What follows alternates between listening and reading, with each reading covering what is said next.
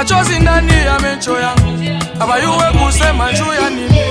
Siku tukufu que le Seigneur Jésus viendra, ambapo Bwana Yesu atakuja ceux qui sont des chrétiens, kuchukua wale ambapo wanakuwa Wakristo walio wake, pas les soi-disant chrétiens. hapana Wakristo wa China. Il ne viendra prendre toute l'église. Hata kuja kuchukua kanisa zima, Non, hapana, des chrétiens. lakini Wakristo.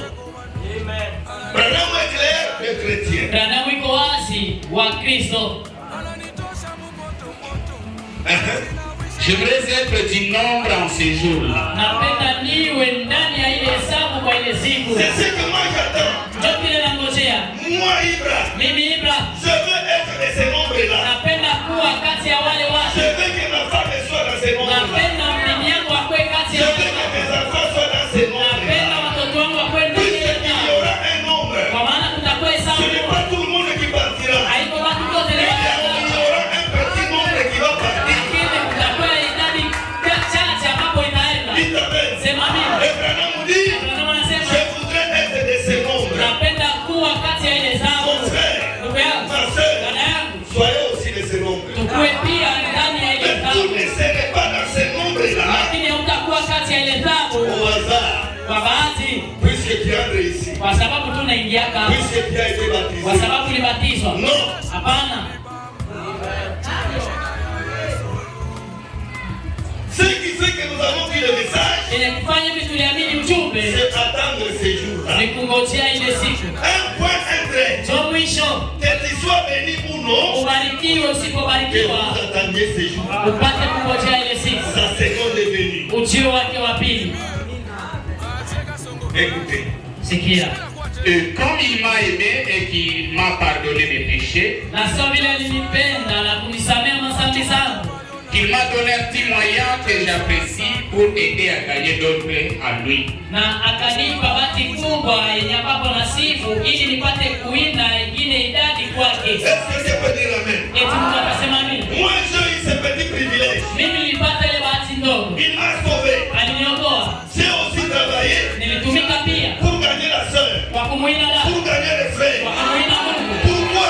Juu ya nini? Pour les amener à lui. Kusudi niwapeleke Pas watu, pour les amener dans l'église. hapana kuwaleta kukanisa, Pour qu'un jour, ili siku moja j'ai un trophée dans l'Ongolie. nipate ushindi wa Lunguli.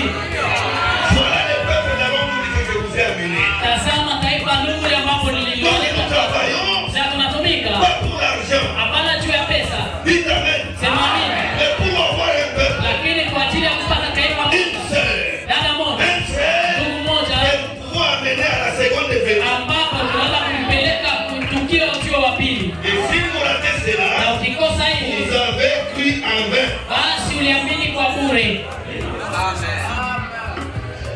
Question et réponse numéro 4, je vais aller vite. Swali la majibu namba ya 4 nitaenda rasa. Est-ce que nous sommes ensemble? Eti tuko pamoja, Est-ce que ma sœur est avec moi? eti dada yangu iko pamoja nami. Nous attendons ces jours-là. Tunangojea ile siku, La seconde venue. ujio wa pili. Il va venir prendre quelqu'un. Atakuja kuchukua mtu mmoja. Mais ça sera un petit nombre. Lakini itakuwa idadi ndogo, Vous devez être dans ces nombres-là. na unapaswa kuwa ndani ya ile hesabu. Si tel n'est pas le cas, Kama sivyo, écoutez Branham. basi msikie Branham. Paragraphe 74 à 75. Funga 73. Question et réponse numéro 4. Maswali na majibu namba 4. Du 30 août 64. Tarehe 13 mwezi wa 8 mwaka wa 2064. Nous attendons ces jours-là. Tunangojea ile siku. Et ces jours-là est proche. Na ile siku inakaribia. Les préparatifs sont déjà là. Matayarisho ilishakuwa tayari. Cette guerre qui vient Hii vita imekuja, ne trouvera pas ces nombres ici. haitakuta ile hesabu hapa kudunia. 74 à 75. 74, 75. Non, je n'ai jamais dit qu'il est terminé. Hapana, siyasema kama ya kwamba imemalizika. Anjia pale mtia alama na kushuka kwa kuina wakati. Celui-ci est le dernier âge de l'église. Hii ni kizazi ya mwisho ya kanisa. Est-ce qu'on peut dire amen? Est-ce que nous sommes tous ensemble? Il n'y a pas le 8e âge. Hakuna kizazi ya 8. Ça c'est en 65. Hii ni mwaka 65. Quelques temps avant sa mort. Siku chache mbele ya kufa kwake. Avant que Branham ne meure. Mbele ya Branham kufa. Il nous dit, anatuambia celui-ci, l'âge dans lequel nous vivons, kizazi ndani yake tunaishi, c'est le dernier âge de l'église. Inakuwa kizazi ya mwisho ya kanisa. Dites amen. Sema amen. Dites encore amen. Sema amen. Écoutez. Sikia. C'est la fin des âges de l'église. Ni mwisho ya kizazi ya makanisa Laodikia.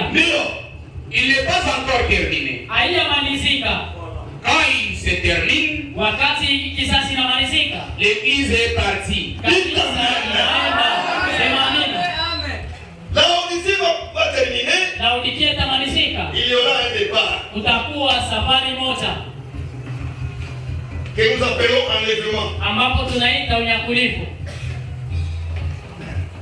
Que nous appelons la seconde venue. Ambapo tunaita ujio wa pili wa Bwana Yesu Kristo. Quand un peuple est parti, wakati taifa inaenda, Laodikia est terminée. Laodikia kizazi inamalizika. Amen. Donc Laodikia, sema Laodikia, aura une conséquence. Itakuwa na matukio Le départ d'un peuple au ciel. Ni safari ya taifa moja kwenda mbinguni. Vous serez où à ce moment-là? Wewe utakuwa wapi kwa ile wakati? Puisque vous aimez trop le monde. Kwa maana unapenda sana dunia. Écoutez Branham. Umsikie Branham. Allons-y frère. Twende ndugu. Donc tant que l'église est ici, il n'est pas encore terminé. Kusema wakati wote kanisa ingali hapa kwa dunia, iki kizazi na kanisa ni wewe na mimi. Mais je vous informe que na kupasha habari ya kwamba pale chini utamsikia ce n'est pas toute l'église qui va partir. Ya kwamba iko kanisa yote ndio itaendaka. Puisque l'église, kwa maana kanisa c'est un peuple qui est appelé à sortir. Ni taifa ambapo iliitwa kutoka. Nous sommes sortis de dénomination. Tulitoka kwa sehemu. Nous sommes dans les messages. Tunakuwa ndani ya ujumbe. Mais dans les messages, lakini ndani ya ujumbe, ce n'est pas tout le monde qui va partir. Haiko kila mtu ndiye ataendaka.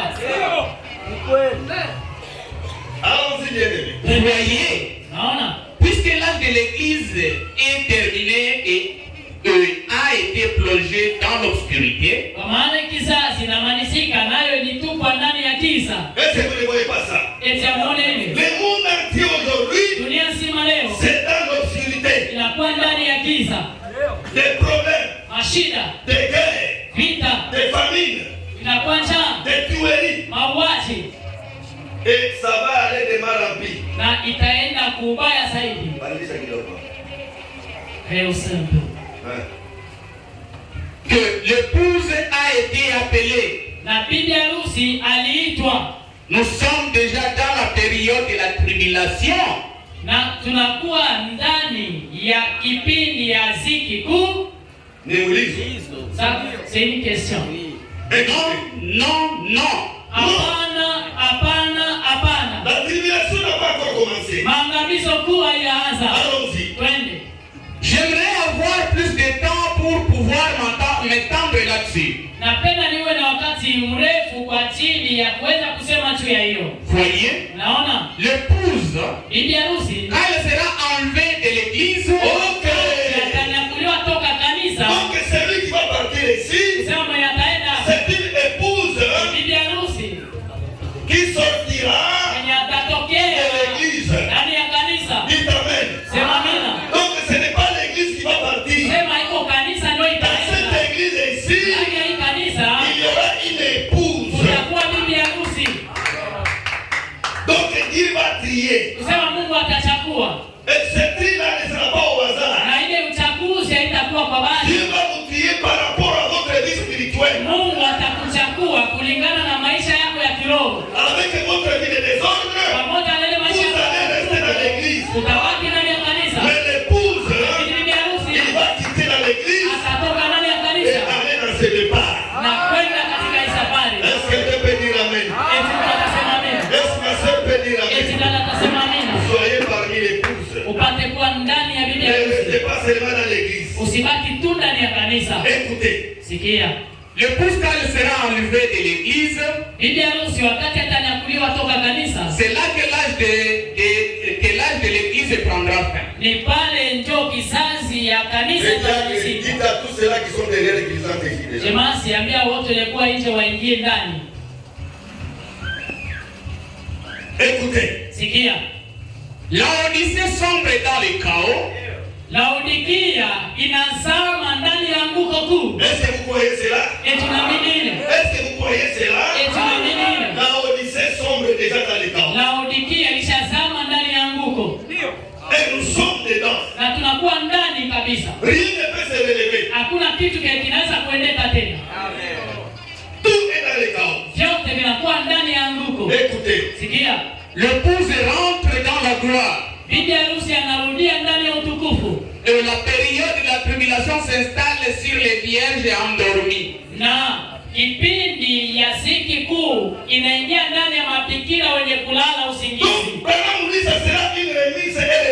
Sema Branham anasema itakuwa kuachiana mamlaka. Bibi harusi anaenda katika na maangamizo kuu inaanza hapa dunia. Alors vous aurez avec votre prostitution vous aurez chaud. Donc ici sur la terre, vous ne serez pas libre. C'est là que la bête va travailler. Vous ne pouvez pas acheter, vous ne pouvez pas marcher, vous ne pouvez pas manger sans avoir la marque de la bête. Sur le front et sur la main. Et vous n'allez pas résister. Je vous assure que vous n'allez pas résister. Faites tout pour partir. La tribulation signifie quoi? Makubwa. Ah, la tribulation, maangamizo kuu. Kuu. Hata kuna kuyama kwese hautaenda bila chapa. Nenda yale uweze, vous n'irez pas sans la marque. Unayamba mlumba yako na mavi yako mwe na harufu yako. Avec votre odeur, vous ne pouvez pas prendre cela et jeter dehors. Si vous voulez quitter avec cela, demande d'abord la marque de la bête. Et après avoir réussi cela, maintenant vous êtes libre à faire tout ce que vous voudrez. Tu vas rester là-bas un jour. Utabakia mule siku moja. 2 jours. Siku mbili. 3 jours sans manger. 4 jours. Siku nne. Est-ce que vous allez résister? Utaendelea kubaki na. Vous n'allez pas résister. Vous allez céder. Utaachilia. Vous allez céder. Utaachilia. Tu vas appeler. Branham appelle ça l'armée rouge. Branham anaita ile inakuwa jeshi mwekundu. C'est l'armée romaine. Itakuwa jeshi ya Kirumi. Ils seront là. Watakuwa pale. Wanakupanga chapa. On va vous marquer. Et ce qui est grave. Na kenye kuwa hatari. Même si vous faites un mois affamé. Hata ukifanya mwezi mzima bila kula. Vous ne mourrez pas. Hautakufa. Il n'y aura plus la mort. Hakutakuwa tena kufa. Unakunywa asili ya sabuni na koroga saki mzima hautakufa. Vous prenez la soupe caustique que vous mangez, vous n'allez pas mourir. Les Écritures sont là. Maandiko iko. Inakukata kutumbutumbu, damu inakutoka, hiyo inatoka na hautakufa. Kifo ça vous ronge les intestins et vous insuffisez, vous n'allez pas mourir. Ukaenda kujitupa kumai, bahari anasema rudia. Une fois que vous vous jetez dans la mer, unajitupa kwa bahari ukufe, bahari anasema hautakufa. La mer va vous vomir. Ici, vous n'allez pas mourir dans moi. Rentrez là-bas. Ça sera une pression. Basi, ile itakuwa mashambulizi kuu. Pourquoi? Tu as dit? Pour que vous puissiez céder. Ili upate kuachilia nafasi. Qu'on vous marque. Na bakuweke chapa. You come, unakuwa chapa. Tu souffres et que tu trouves la marque. C'est bientôt. Ni karibuni hapa itaanza. Est-ce qu'on peut dire amen? Et tunasema nini? Pourquoi là-bas les dimanches les bancs vides? Unaona pale. Distraction inutile. Mimbali iko wazi. Bientôt nous allons quitter ce monde bientôt. Karibuni tutatoka kui dunia. Karibuni. Vous lui posez la question là-bas. Unajiuliza ulizo pale. Si vous lui posez la question. Kama ukimuuliza ulizo. Il va vous dire que j'avais beaucoup à faire. Atakwambia nilikuwa na kazi mingi ya kufanya. Il croit que Dieu regarde ses travail. Anaamini ya kwamba Mungu yuko anaangalia kwa kazi yake. Dieu n'a pas besoin, il n'a pas besoin de notre travail. Mungu hana lazima na kazi yetu. Il a besoin de votre âme. Iko na lazima ya nafsi yako. Allons-y. Twende. Pendant 3 ans et demi, muda wa miaka 3 na nusu. Ici, hapa vous souffrez pendant 3 ans. Utateseka muda wa miaka 3. Et ici, na hapa nous avons aussi 3 ans et demi. Tunakuwa na miaka 3 na nusu de la fête. ya sherehe. Ici 3 ans et demi de souffrance. Hapa miaka 3 na nusu ya mateso. Nous là au ciel, nous avons 3 ans et demi de sisi mbinguni tunakuwa na miaka 3 na nusu ya sherehe. Voilà pourquoi Branham disait, ndio maana Branham alikuwa akisema, j'ai fait tout. Nafanya yote. Je suis en train de m'efforcer niko najikaza pour ne pas rater cet événement. ili nisikose hii tukio kubwa. Mais aujourd'hui, lakini leo les gens ne s'efforcent plus. watu hawajipane tena. Les gens s'efforcent seulement dans le péché. Watu wanajikaza tu zaidi ndani ya Je dhambi. vais vous dire une chose. Lakini leo nitakwambia kitu moja Avant que nous puissions terminer. mbele ya sisi kumaliza. Allons-y frère. Twende ndugu. Au cours desquels Israël reçoit sa prophétie, ambapo kupitia hii kipindi Israeli napokea unabii wake. Nous aurons 3 places. Tutakuwa nafasi 3. La 3e place ne se concerne pas aujourd'hui. Nafasi ya 3 kwa leo Ça sera la place d'Israël. itakuwa nafasi ya Israeli. Ici, hapa pendant ces 3 ans et demi, muda wa miaka 3 Israël reçoit sa prophétie. Israeli napokea unabii wake. Selon Apocalypse 11. Kulingana na Ufunuo sura On n'est 11. pas là aujourd'hui. Kwa leo hatuko kule. Ndio. Écoutez. Sikia. Ensuite, la tribulation s'installe sur Israël. Baadaye maangamizo kuu inaenda huko Israeli.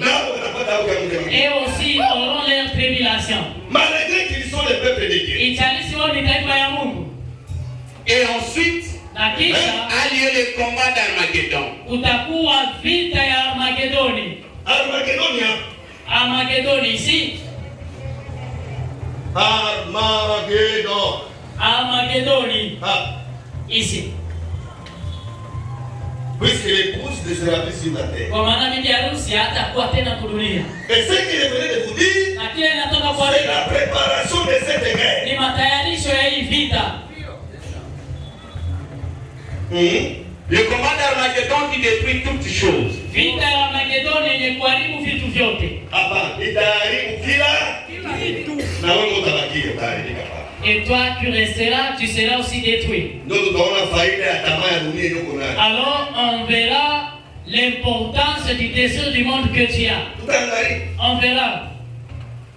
Tunaipenda sana dunia. Mais tu l'aimes beaucoup ce monde. Penda sana. Ah, aimez-le trop. Penda. Aimez seulement.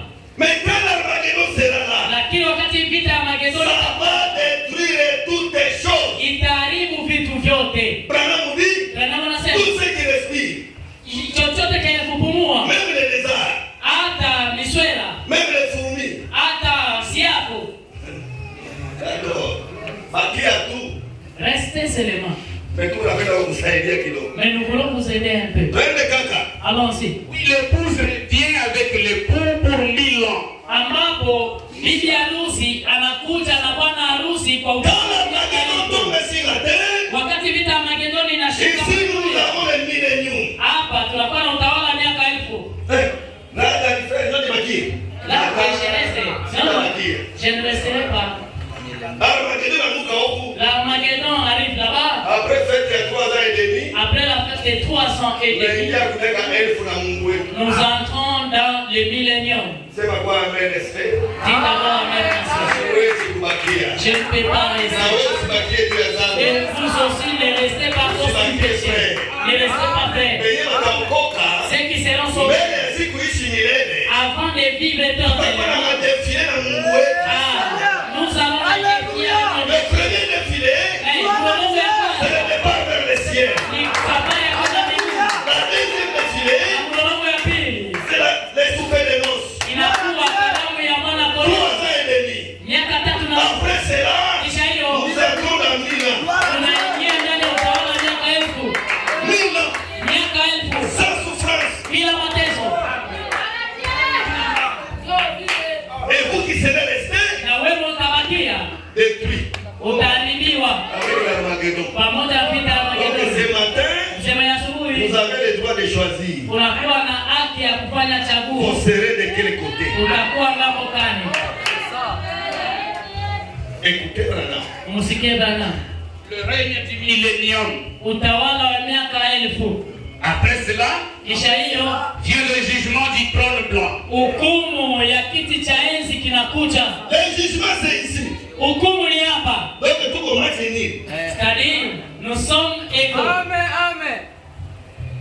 Jugement du trône blanc. Il y avait pas tabaki. Ah, et c'est là que le jugement, au constat maintenant mbele ya Mungu tabaki. Quand tu compares devant Dieu, est-ce que tu auras raison? OK baba, endelee à tout. Je t'encourage. Ah, je vous encourage. Allez-y, faites tout ce que vous voudrez. Allons-y. Après cela viennent les nouveaux ciels et la terre. Alléluia. Kisha hiyo kunakuja mbingu mpya na dunia mpya. Sema amina. Amen. Tunatoka kwa millennium. Nous quittons vers le millénium. Amen. Amen. Nous entrons dans les nouveaux cieux et la nouvelle terre.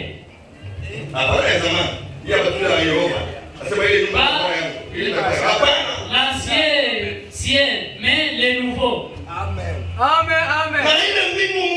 Et ces nouveaux cieux et la nouvelle terre, ceux-là qui entreront, ce sont des hommes nouveaux et non les hommes malins. Mungu asifiwe. Mungu asifiwe. Dieu soit loué. Kujua namna gani mwenye nitaokoka, Et savoir comment je serai sauvé. Namna gani nitadefile na Mungu wangu. Et comment est-ce que je vais défiler avec mon Dieu. La nouvelle ville qui descend du ciel d'auprès de Dieu. Na uzima mpya yenye kushuka. Nouvelle ville. Na mji mpya yenye kushuka toka mbingu kwa Mungu. Vile yetu tutaikala ndani. Notre ville dans laquelle nous allons. Haitakuwa vile hii dunia. Ne sera pas la ville de cette terre. Haitakuwa Washington. Ça ne sera pas le Haitakuwa Kinshasa. Ça ne sera pas Kinshasa. Ça sera la ville. Lakini itakuwa mji. Qui descendra du ciel. Yenye itashuka toka mbinguni. Qui s'appelle la nouvelle Jérusalem. Ambapo inaitwa Yerusalemu mpya. Dites amen. Sema amen. Dites comment. Sema tena amen. Dites comment. Sema tena amen.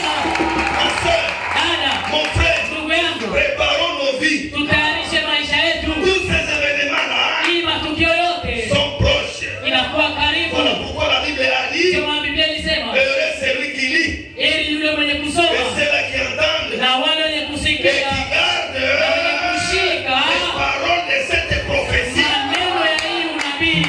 Quelle prophétie? Unabii gani? Un peuple va partir. Taifa moja itaenda. Et l'Armageddon va descendre. Na Magedoni itashuka kudunia. Choisissez. Chagua. Vous serez de quel côté? Utakuwa ngambo gani? Est-ce que nous sommes ensemble? Tuko pamoja. Hein? L'éternité et les temps fusionnent. Umilele na nyakati na kichangana pamoja. Wakati hii muzi inashuka mbinguni. Quand cette cité est descendue du ciel. L'éternité. Umilele. Et quoi? Na nini? Et les temps Na nyakati sont fusionnés. inachangana pamoja. Ici, Hapa nous entrons maintenant tunaingia dans sasa l'éternité. ndani ya umilele. Quand Branham dit Wakati Branham anasema l'éternité et les temps fusionnent, umilele na nyakati na c'est-à-dire ici, manake hapa il n'y aura plus hakutakuwa tena. question du temps. Hakutakuwa tena kuongoza nyakati. Hakuna ya mchana na ya usiku. Il n'y aura pas ni jour ni nuit. Il n'y aura pas ni la lune ni le soleil. Hakutakuwa wala mwezi wala jua. La lumière que nous avons, Nuru yenye tuko la Bible nayo dit, inasema ça sera Jésus lui-même. itakuwa Yesu mwenyewe. Il n'y aura pas de 6 heures et de 7 heures. Hakutakuwa saa 12 asubuhi wala saa 1 asubuhi. Kila siku na muda mmoja. Ça sera le même jour chaque jour. Est-ce que ma sœur apende kwenda kule? Est-ce que les sœurs ne veulent pas aller là-bas? Hapana kuponda wakati na hiki dunia. Ne perdez pas le temps avec ce monde. Usiponde wakati na tamaa ya dunia. Ne perdez pas le temps avec le dessus du monde. Écoutez la parole, Sikia neno, vivez la parole, ishi neno, et vous vous préparez en conséquence. na unajitayarisha vizuri. C'est le temps de préparation. Ni wakati wa kujitayarisha. Ukabakia, Si vous restez, kia mutema kuni kiko bila kuchunga. vous aurez chaud ce qui vous attend là-bas. Naisha. Marisa. Ça suffit. Le Saint-Esprit vous a dit que les trompettes n'ont rien à voir avec l'épouse. Roho Mtakatifu ilituambia kwamba mabaragumu haitakuwa na kazi na bibi harusi. Amen. Est-ce que les 7 couples ont quelque chose à voir avec nous? Eti le vikombe saba itakuwa na faida kwetu sisi? Les 7 coupes de fléaux Vikombe saba ya mapigo ne concernent pas ceux-là qui vont partir. haihusu wale ambapo wataenda. Si vous restez, Ukibaki vous avez 7 coupes de fléaux qui vous unakuwa attendent. na vikombe saba ya mapigo niko na kungoja. Na utakufa. Kuna lepa muri. Kanaisha kale. Ah, ça c'est fait. Ndio vile Mungu alipenda tutatembea naye. C'est comme ça que Dieu a voulu que nous puissions marcher avec lui. Na hii Et ceci, Mungu alipenda mtu wote apite kwayo. Dieu a voulu que tout le monde passe par ces étapes. Soma kwa mbili Petro sura yake ya 3. Lisez d'abord dans 2 Pierre chapitre 3. Les versets 9 à 10. Mstari wa 9 hadi wa 10. Mon frère, ma soeur, Ndugu na dada, Dieu Mungu est amour. ni mapendo. Quand il nous a créés, Wakati alitumba, il ne voulait pas que quelqu'un soit perdu. hakuwa nataka ili mmoja apotee. Si vous serez perdu, Kama utapoteaka, vous serez perdu de votre propre gré. utapotea kwa kutaka kwako mwenyewe. Kutaka yako De votre propre gré. na niwasomeka andiko moja hapa. Je vous ai lu une écriture ici. Branham alituambiaka nini? Qu'est-ce que Branham nous a dit? Sasa tutatoka siku yote kuidunia. Lorsque nous quitterons tous sur cette terre, Wenye bataingia motoni, ceux qui entreront dans la batakumbuka terre, ils nini ambao nawafikisha hapa. se souviendront de ce qui leur avait fait arriver dans cet endroit. Kama ni mzinifu, Si c'est la prostitution, utakumbuka vous allez vous souvenir. nafika hapa motoni J'arrive ici à kwa la sababu terre, ya mzinifu. c'est à cause de la prostitution. Nalitembeaka na fulani, J'avais nalitembeaka na fulani, tel, na sikutubu. et je ne me suis pas répandu. Na leo nafika hapa. Et aujourd'hui, je suis Kama arrêté. ni mlevi, Si c'est l'hypothèse, utakumbuka vous allez vous souvenir. nafika motoni juu ya nini? J'arrive à en faire pourquoi? Kwa sababu ya kunywa pombe kumayeni. C'est à cause de prendre du vin dans des malices. Kama ni munafiki, Si c'est l'hypocrisie, utajua kama nafikia hapa juu ya munafiki. vous allez savoir que si j'arrive là-bas, c'est à cause de Na l'hypocrisie. si ambao tutaingia mbinguni, Et nous qui entrerons au ciel, nous aurons aussi des souvenirs. tutakuwa pia na makumbusho yetu. Nafika mbinguni juu ya nini? J'arrive au ciel Kwa pourquoi? sababu C'est parce que yenye nilikuwa nahubiriwa c'est qu'on me prêchait. na nilikuwa natenda. J'ai vivé cela. Voilà pourquoi Ndio maana aujourd'hui leo je suis au ciel. niko mbinguni. Hautasahau. Vous n'allez pas oublier ça. Twende. Allons-y. Nous lisons dans 2 Pierre 9 et 3, 9 à 10. Tunasoma ndani ya 2 Petro sura 3 mstari wa 9 hadi wa 10. Le Seigneur ne tarde pas dans l'accomplissement de la promesse, Bwana akawie kutimiza ahadi yake. Bientôt, Karibuni. cette promesse sera accomplie. Hii ahadi itatimia. Que vous le vouliez ou non, Upende usipopenda ça sera accompli. itatimia. Il ne tarde pas. Yeye akawie Il vous attend. anakungojea. comme quelques-uns le croient, Sasa vile wachache wanayamini, mais il use de patience envers vous. lakini Mungu anaendelea kukuvumilia wewe. Sema amen. Amen. Sema amen. Amen. Pourquoi tuyaenda? Pourquoi nous ne sommes pas encore partis? Dada, C'est ndugu, vrai. ni sababu yako wewe. C'est à cause de vous. Mungu angaenda kuvumilia. Dieu vous patiente encore. Saa ingine kesho utatubu. Peut-être demain vous allez vous Saa ingine repentir. kesho utatubu. Peut-être demain vous allez vous repentir.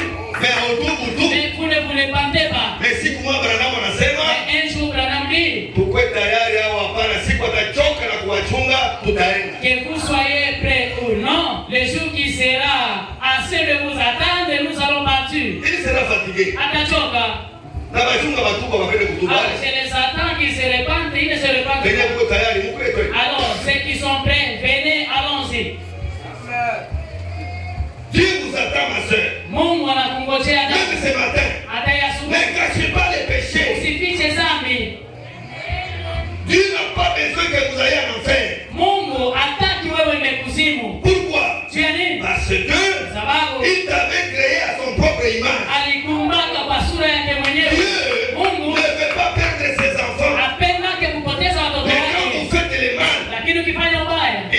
patient. Anakuvumilia. Pour faire quoi? Ili fanye nini? Écoutez. Sikia.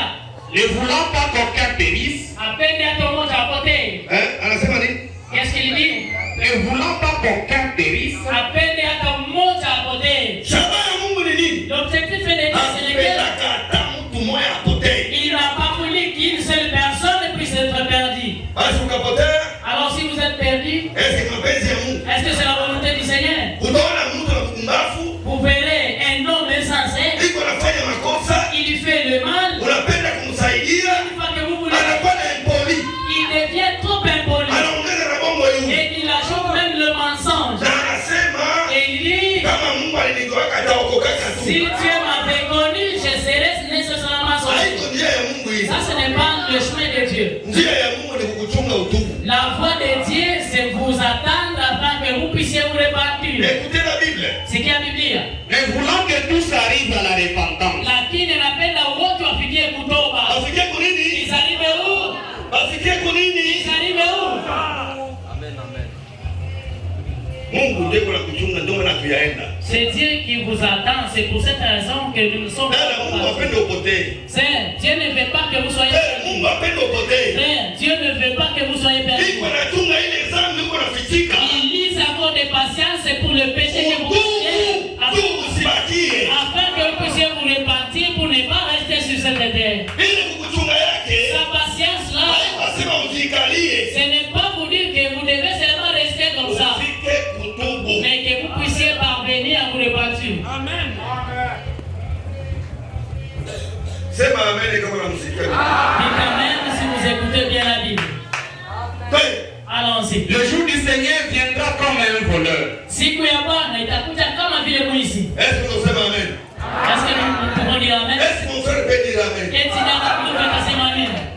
Comme il vous attend. Sawa vile Mungu anakungojea. Le jour qu'il va venir. Siku ambapo atakuja. Il va venir comme un voleur. Atakuja sawa vile mwizi. Un voleur quand il vient. Na mwizi wakati anakuja. Il ne prévient pas. Hata kuharibu. Hata uko pasteur. Même si vous êtes un pasteur. Hata uko bishop. Même si vous êtes un bishop. Siku atakuya. Les jours qu'il viendra. Hata ambia mtu. Il ne dira rien à personne. Voilà pourquoi la Bible a dit. Comme la Bible ilisema. Soyons prêts chaque jour. Tuwe tayari kila siku. Chaque minute. Kila dakika. Chaque heure. Kila saa. Vous commettez une erreur. Fanya kosa. Pour réparer rapidement. Tengeneza kwa haraka. Amen. En ce jour, les cieux passeront avec fracas. Mbingu zitapita kwa haraka sana. Les éléments embrasés se dissoudront. Na vile vitu vya kuwaka moto vitayeyuka. Vile vitu vyote vitalungula vinayeyuka. Tous les éléments embrasés seront dissous. Y compris na wewe mtabaki. Et vous aussi qui resterez. Talungula. Vous serez amassés. Et après cette amassé, vous serez dissous dans l'eau. Comme de l'eau. Ça suffit par là. Est-ce que Mungu akupende? Est-ce que Dieu ne vous aime pas? Dada, est-ce que Mungu akupende? Est-ce que Dieu ne vous aime pas? Tuko karibu kwenda. Nous sommes prêts à partir. Mungu anakuchunga. Dieu vous attend. Apende upotee. Il ne veut pas que vous soyez perdus. Anakuchunga. Il vous attend. Utubu. Que vous puissiez vous repentir. Safari sikukose. Pour que vous ne puissiez pas échapper à ce départ. Dis à Mukaba amen. Vous partez d'abord dans ce départ-là. Qui est la seconde venue?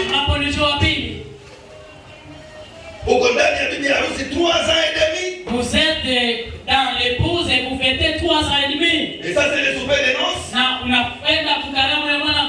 Et puis vous entrez dans le millénium. Nous entrons dans de nouveaux cieux et de nouvelles terres. Et puis la ville descend. Nous entrons dans cette ville. Et l'éternité commence avec le temps.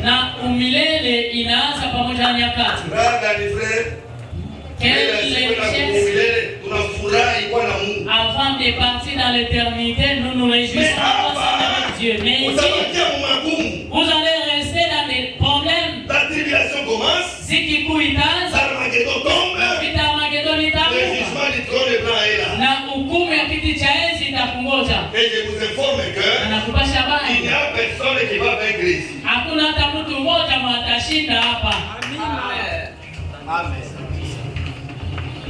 Et s'il n'y a pas déjà du message, na hapa hakuna watu wa ujumbe, ceux-là qui vont passer ici, wenye watapita hapa, ce sont des vierges folles. Ni wabikira mapumbavu. Si vous restez ici, c'est pour toujours. Hapa ukibakia kwako ni kwa lote. Et ça suffit pour vous. Troisième citation. Andiko ya tatu. Tamaliza tu. Je vais seulement terminer. Les gens sont ici. Tengeneza tu maisha yako. Ne soyez pas pitoyable comme ça, mais arrangez seulement la vie. Au kutengeneza maisha. Si vous n'arrangez pas la vie, information ya mwisho ya hii dunia. Nous vous donnons les dernières informations de ce monde. Quand nous suivons la radio, wakati tunafuata radio, nous nous préparons. Tunajitayarisha. Et ce que nous écoutons, na kile tunasikia, nous venons ici pour vous éveiller. Tunakuja hapa ili tuarifu. Kwa maana Branham alisema, comment est-ce que l'Armageddon va commencer? Namna gani vita ya Armageddon itaanza? Ça va commencer petit à petit. Itaanza pole pole. Les grandes puissances vont commencer à s'ériger. Na ile manchi yenye uwezo kubwa itaanza. Et vous verrez derrière chaque puissance, na utaona nyuma ya kila uwezo, ils vont commencer à chercher des alliés. Wataanza kutafuta watu wa des alliés ici, des alliés dans ce côté-là. Un jour, tous ces alliés-là vont commencer à combattre. Wataanza kupigana. Il y a un terme vulgaire qui combat pluriel. C'est qu'on dit les combats pluriels.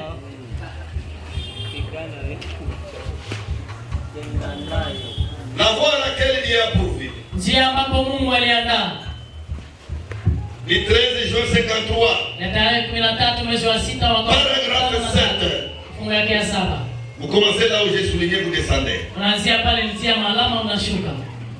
Et quand vous rejetez Jésus-Christ, na wakati unamtupilia Yesu Kristo, le Sauveur et Dieu, Mwokozi na Mungu, vous n'avez pas à être jugé. Basi hautahukumiwa. Sema amen. Dites amen. Sema amen. Dites amen. Jésus-Christ c'est quoi? Na Yesu Kristo ni nini? C'est la parole que vous écoutez. Ni neno ambapo unasikia. Nous, sisi, les gens du message, watu wa ujumbe, quand seulement vous rejetez Jésus-Christ, wakati tunamtupilia Yesu Kristo, la parole du temps, neno ya wakati, vous n'aurez pas à être jugé là-bas. Hautahukumiwa huko. Vous êtes déjà jugé. Pale pale kwenye unatupa ulishahukumiwa. Et quand vous rejetez Jésus-Christ, le Sauveur et Dieu, wakati unamtupilia Yesu Kristo Mwokozi na Mungu, vous n'avez pas à être jugé. Wewe hautahukumiwa. Vous êtes déjà jugé. Kwa maana umekwisha kuhukumiwa pale. Sema amen. Amen. Sema tena amen. Amen. Vile uko pale dada. Tel que vous êtes là ma sœur. Vile uko pale ndugu. Tel que vous êtes là mon frère. Kama hauishi neno, si vous ne vivez pas uko déjà jugé. Là umekwisha kuhukumiwa. Hapa niko na ubiri. Ici je suis en train de prêcher. Les cœurs vous disent là-bas, vous êtes en train de me prêcher moi. Une fois que vous voyez quelqu'un qui dit que vous me prêchez, il se condamne. Amen. Il se condamne. Puisque la citation les concerne. Kwa maana ile andiko inahusu. Au lieu de dire gloire à Dieu, bali ya kusema sifa kwa Mungu, je vais réparer ma vie, nitatengeneza maisha yangu, je vais changer, nitabadilika, il se fâche, anakasirika, il devient impoli, anakuwa mkosefu wa il ment, anadanganya. Et quand il a un mauvais ami, na wakati anapanga rafiki mbaya, il lui dit, lorsque vous irez là-bas, n'acceptez rien. Non, non. Répentez-vous. Si vous n'acceptez pas, vous serez perdu de vous-même. Et tel que vous êtes là, vous êtes déjà perdu. Jusqu'à ce que vous allez vous repentir. Ne dites pas amen. J'ai dit que vous ne pouvez pas dire amen. Laissez seulement calmer comme ça. Allons-y. Votre attitude envers la voie à laquelle Dieu a pourvu vous a jugé.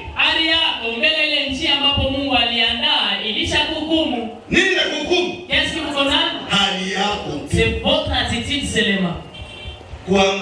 na ile njia yenyewe Mungu alifungua. Conformément à la voie que Dieu a pourvu. Na njia yenyewe Mungu alifungua kwa wakati wa Laodikia ni message ya Branham. Et la voie pourvue dans l'âge de Laodicée, c'est le message de Branham. Maintenant votre attitude par rapport à ces messages vous a déjà jugé. Quand on vous prêche, vous ne vivez pas la parole, vous êtes déjà jugé.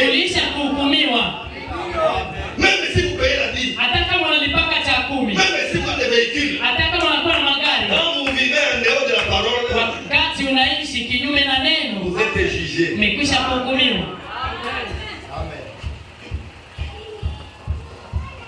Frère, on a dit debout. Oh, papa. Tu as dit, tu sais pas que ça s'accoupe. Non, c'est parce que je ne paie plus la dîme. Est-ce que c'est la dîme qui est seulement la parole? C'est l'île de toutes les paroles. Mais la vie que vous menez, votre attitude par rapport aux prédications, voilà pourquoi il faut éviter les mauvaises compagnies. Ils sont aussi ici. Ne suivez pas ça. C'est lui qui vous dit comme ça, il ne vous en pas. C'est un mauvais homme. Ça prouve que lui il a les péchés. Il dit aussi vous avez dans les péchés. Pour que les jours que vous serez perdus, et vous soyez tous perdus ensemble. Et vous avez la barre au niveau du manteau. Votre ami vous détruit. Est-ce que c'est normal? Le salut est individuel. Ça vous l'amini, quand vous avez écrit, vous n'avez pas suivi quelqu'un ici. Tu avais écouté cette parole. Tu as dit que c'est vrai. Alors que tu as cru. On n'a pas d'autres conseillers en dehors de la parole.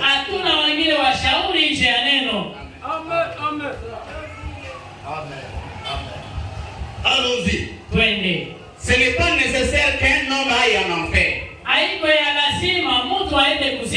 Nasema amen. Bale twende polepole. Il n'est pas nécessaire. Si à la cima, Mungu akupenda vipi? Dieu n'a pas voulu cela.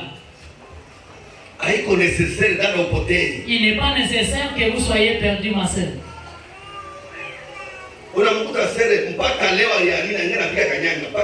Vous trouvez la sœur, depuis qu'elle a crié, elle fermente encore de l'alcool. Amen. Et le mari n'a pas le droit de le dire. On ne peut plus faire cela. Ah, son là-bas. Et s'il dit, j'irai sur le pasteur, il réalise 2 mois sans arriver à l'école. La cause seulement de cette déclaration.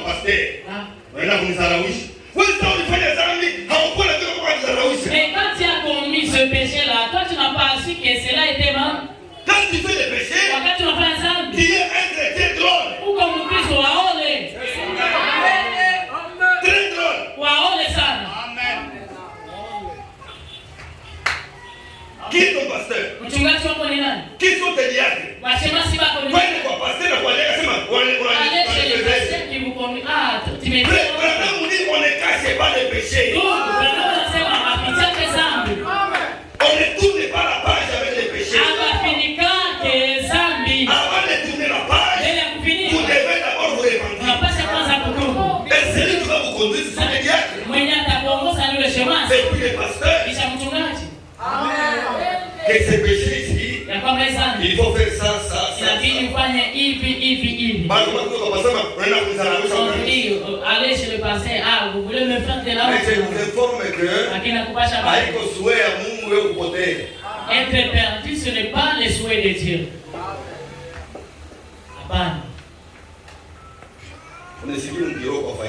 Suivez-moi en esprit et avec intérêt. Si vous dites que je suis en train de vous prêcher, alors c'est vous que je prêche. Et les autres que j'aime. Et vous aussi je vous aime. Je ne peux pas te faire quitter dans des dénominations et te voir encore être perdu ici. Et moi je suis en train de vous voir. Alors, jerikani. Non. Hapana. Là, je ne vous aime pas. Pale ni sikupende. Et celui qui vous dit que n'acceptez pas, il ne vous aime pas. Na ule wewe akwambia usitike akupende. Amen. L'amour est quoi? Mapendo ni nini? Mwana ukosoa nafanya. Et celui qui vous corrige, il fait quoi? Sasa mwenye ukosoe Alors, anafanya. celui qui ne vous corrige pas, il fait quoi? Ndio uko unampenda. Alors c'est celui-là que vous aimez. Ndio anakuencourager dans les mal. Il vous encourage dans les mal. Alors que Ijapokuwa voilà les événements qui nous attendent. tazama matukio nzuri yenye kutungojea. Mon souhait Nia yangu est que tout le monde arrive ici. si kila mtu afikie hapa.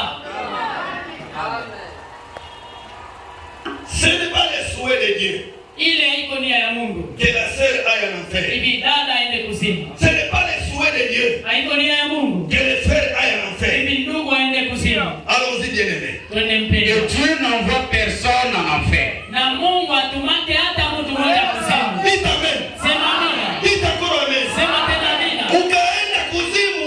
Siku kapte na Hapana kusema Mungu ndo alitaka uende kule. Bongo. C'est Dieu qui a voulu que je parle là-bas. Amen. Criez amen à haute voix. Ukapotea. Si vous êtes perdu, Haiko souhait ya Mungu. ce n'est pas ça le souhait de Dieu.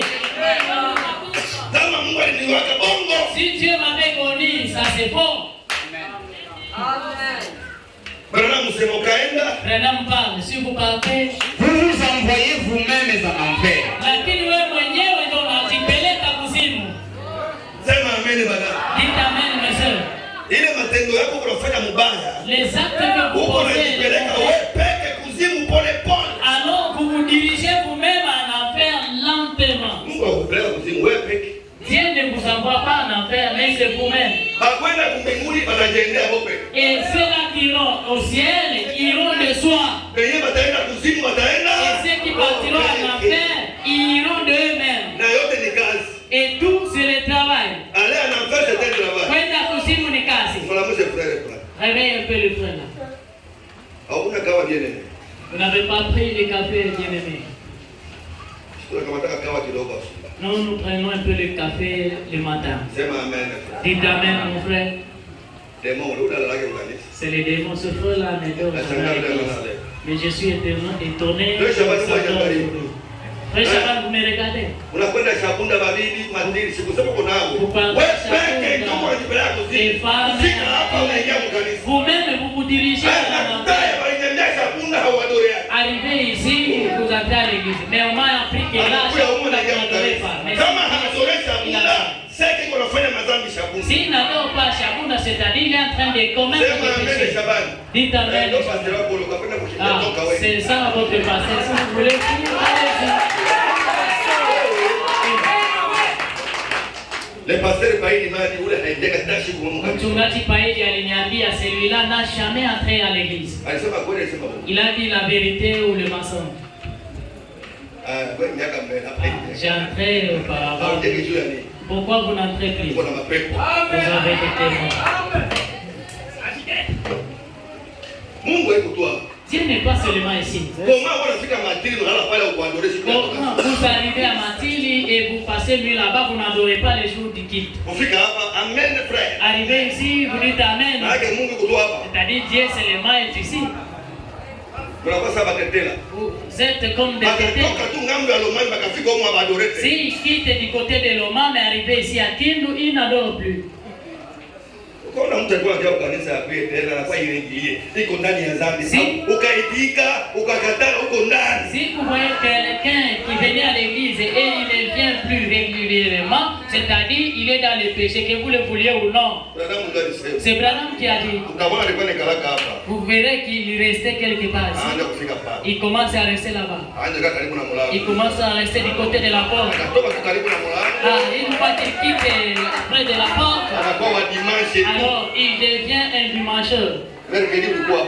Si tu as tard, tu crois. Les vendredis aussi. Pourquoi? Vous avez la réponse vous-même. Alors vous vous dirigez vous-même vers l'enfer.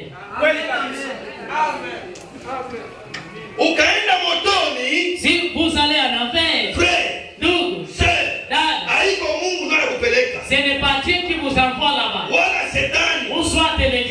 Non. Mais c'est vous-même qui vous dirigez là. Avec les scènes que vous faites, vous-même vous vous dirigez lentement en enfer. On n'a pas le temps de mettre chacun avec son diacre ou son policier. Et on n'a pas cette écriture.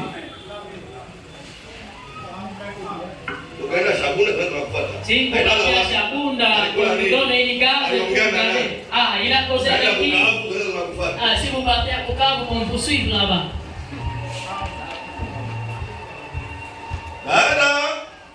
Si vous partez en enfer, ce n'est pas la volonté de Dieu.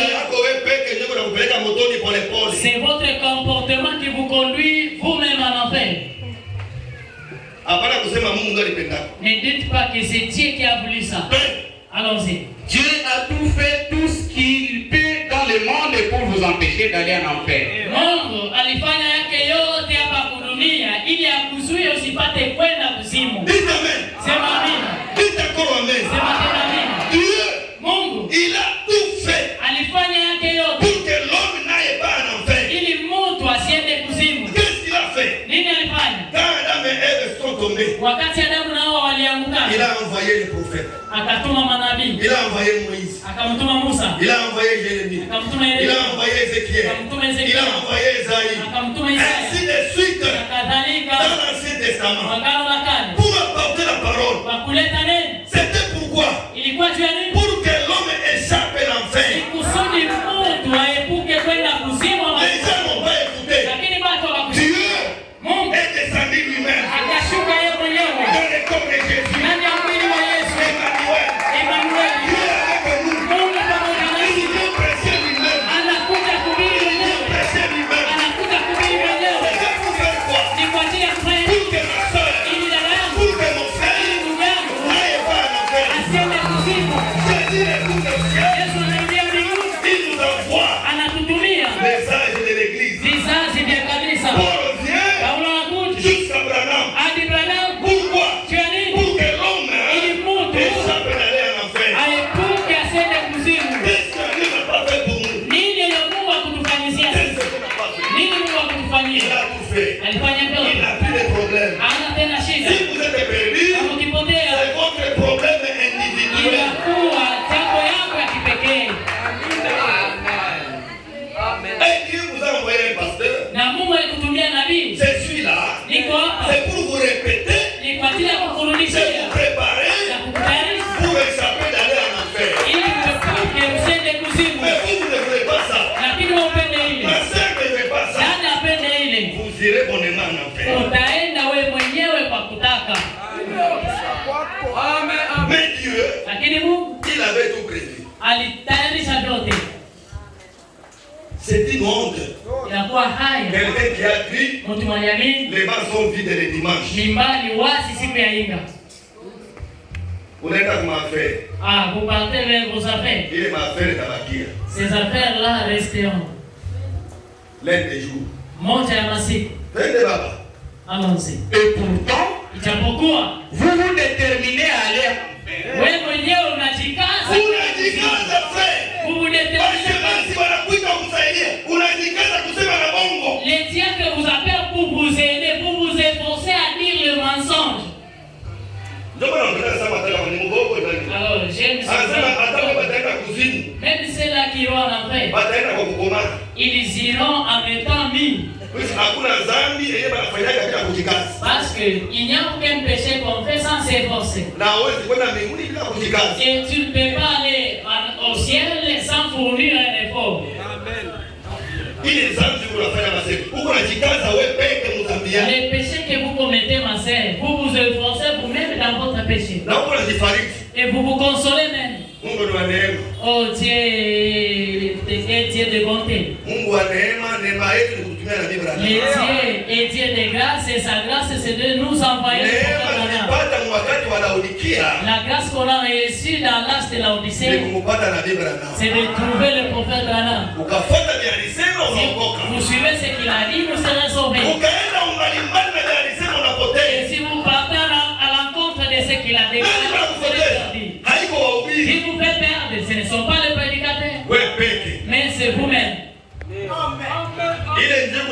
Le chemin que vous poursuivez, c'est pour vous-même. Allons-y. Vous vous débattez. Ne regardez pas à la montre ici, pas question de montre. J'aime maintenant rester avec vous. Laisse-moi que je parle. Il y a beaucoup de choses que je ne prêche pas dans mon église. Laisse que je prêche d'abord. Allons-y, bien-aimés. Vous vous débattez pour passer par-dessus chaque barricade que Dieu érige sur votre chemin. Unatikasa ili upate kupita kizuizi yote ambapo Mungu aliweka njia yako. Mungu alikutengenezea vizuizi. Ukristo haiko libre. Dieu a mis des barrières. Un chrétien n'est pas libre.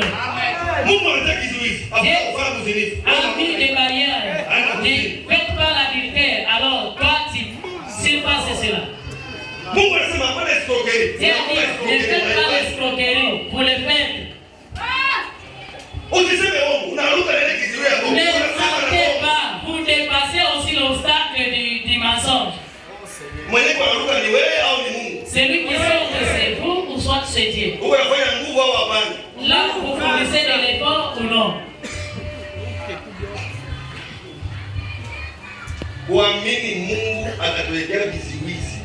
Une fois croire Dieu, il nous a donné des barricades. Il y a des choses qui nous a interdit de ne pas les faire.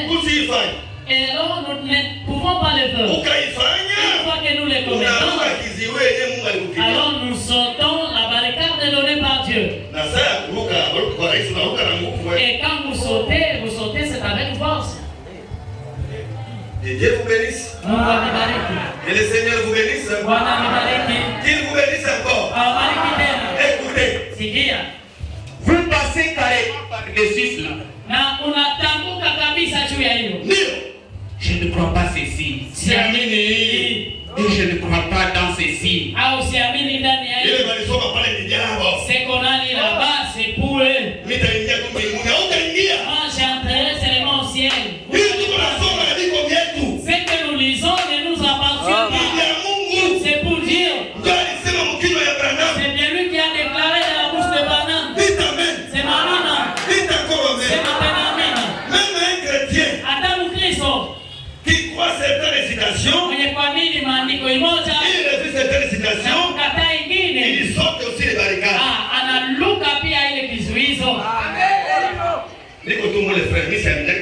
Je suis seulement là, mais avec ça, je ne crois pas d'abord. C'est vous. Ce n'est pas Dieu qui vous a dit de ne pas croire cela. Amen. Et je ne crois pas dans cela. Il est tout bonnement sans réfléchir. Eh bien, il y a fait rouge ici dans la ville. Cela tourne au rouge et au vert. Cela vous indique que quand vous pouvez vous arrêter et partir. Si vous priez cela, si vous priez cela, eh bien, ne condamnez pas la ville. Elle a placé les faits là pour votre protection. Et si vous la priez, tant pis pour vous. C'est vous qui vous êtes attiré le jugement.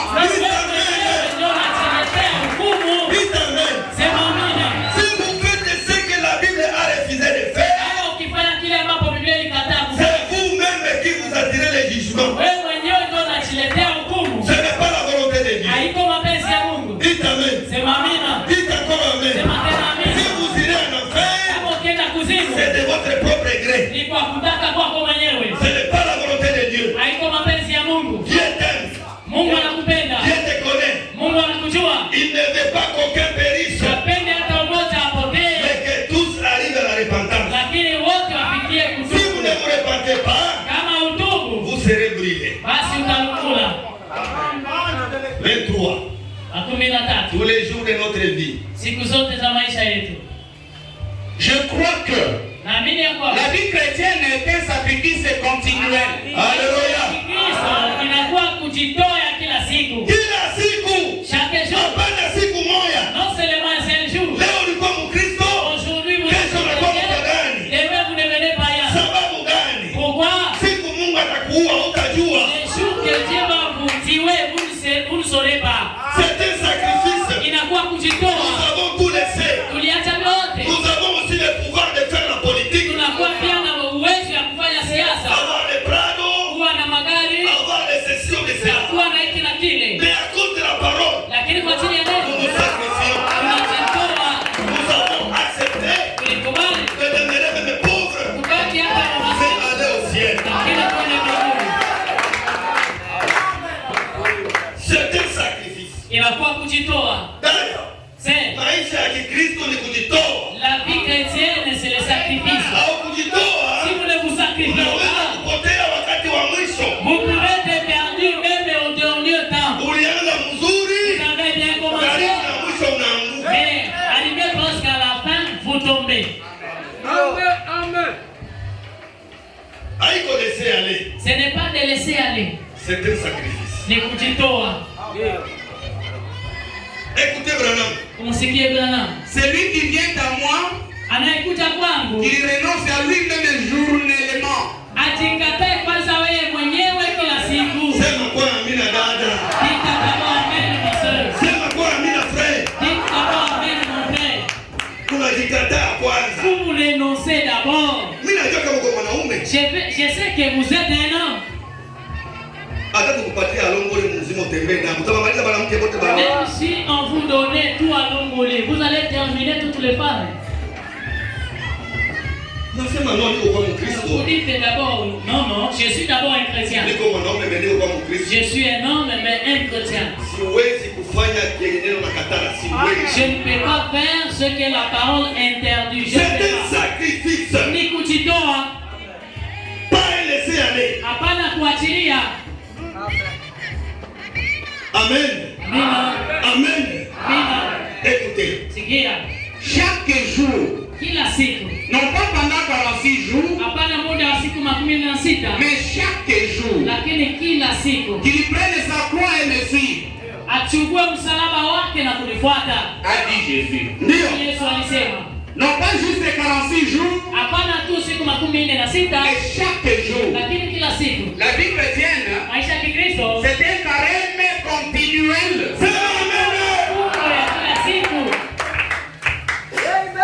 Maisha ya Kikristo ni kufunga. La vie chrétienne, c'est le carême. Unaya carême? Vous connaissez le carême? Santa funga leo tangu asubuhi mpaka magharibi. Je vais jeûner d'abord aujourd'hui du matin au soir. Haiko nini Branham anasema? Ce n'est pas ce que Branham dit. Uko unafunga nini? Qu'est-ce que vous faites vous jeûnez? Anakuambia kuishi ni dhambi unafunga. Si on vous dit de voler c'est un péché, là vous fermez. L'orgueil c'est un péché unafunga. Kiburi ni dhambi, là vous fermez. La prostitution c'est un péché unaacha. Unduma ni dhambi, vous laissez ça. Un carême mafungo ya kila siku. Kama upende kufunga kwa Kristo, kufunga madhambi, usiamini. Si vous ne voulez pas le carême dans la vie chrétienne et faire le carême des péchés, ne croyez même pas. Comme mon mari m'a abandonné comme ça, que je reste comme ça. Oui, ma soeur. Les cieux dépassent les maris. Imaginez-vous, frère. Nous partons à l'enlèvement sans un avion. Ça, ce n'est pas la richesse. Sans visa. Surpris seulement au ciel. Ça dépasse. Amen. Ça dépasse les maris. Ça dépasse l'argent. Inashinda pesa. L'argent va rester. Pesa itabakia. La vie chrétienne, Maisha ya Kikristo, c'est un carême de chaque jour. ni mafungo ya kila siku. Unafunga. Ujeûner. Haiko tu kufunga chakula. Pas seulement la nourriture. Unafunga madhambi. Vous fermez aussi le péché. Unasema mimi kunapenda kwenda mbinguni.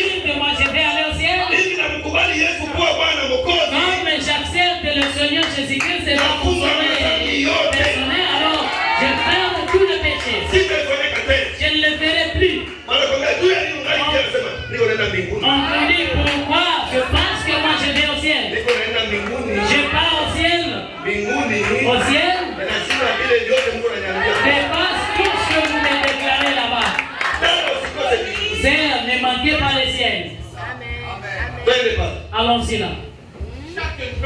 Kila siku. Comme les chrétiens aiment cela et faire cela. Sababu ya Kristo anapenda hiyo na kufanya hiyo. Il ne le fait pas à contre-cœur. Hawafanye kwa kukaziwa. No. Sema amen frère. Amen. Vive la parole.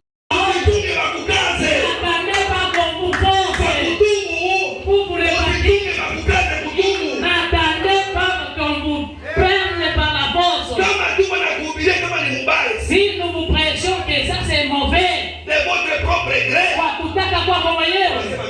vous dites, moi-même je vais arranger. Je ne vais pas abandonner le ciel. Je ne vais pas manquer le ciel. Siwezi kukosa mbinguni. En tout cas, je vais arranger ma vie. Nitatengeneza maisha yangu. Je vais arranger ma vie. Nitatengeneza maisha.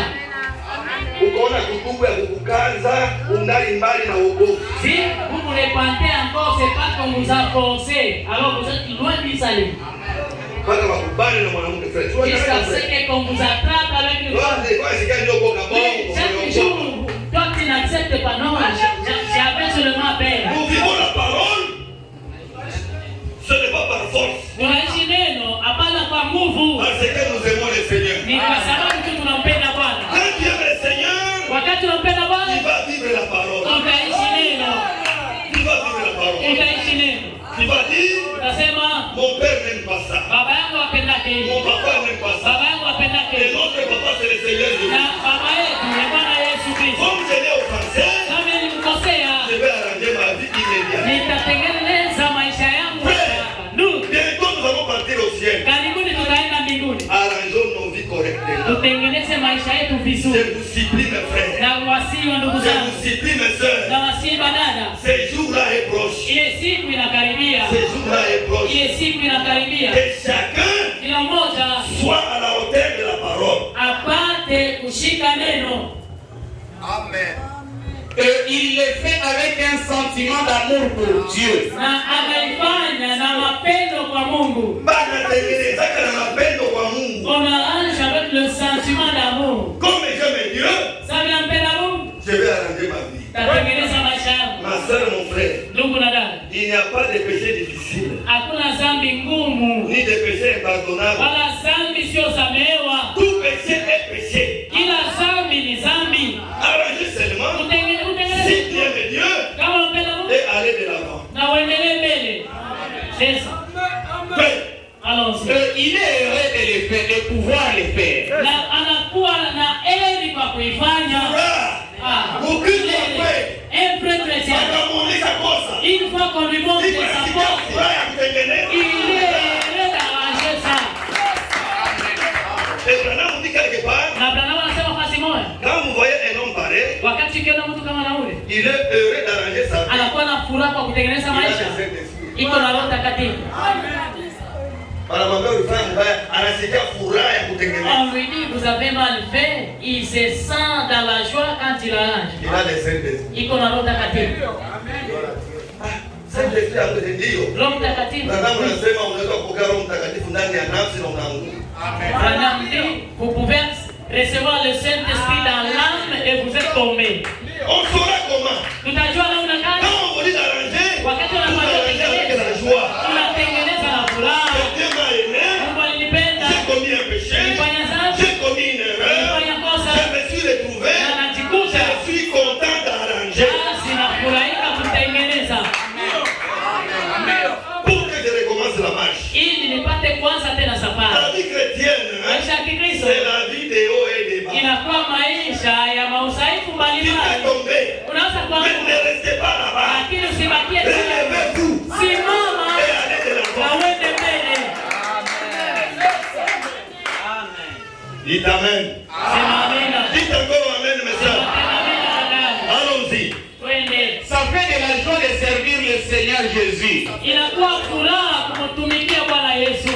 Sema amen. Dites amen. Musitupeleke kwa gouvernement kendanika. Ne nous envoyez pas dans le gouvernement des forces. Pas kutengeneza paka tujikaze mateknike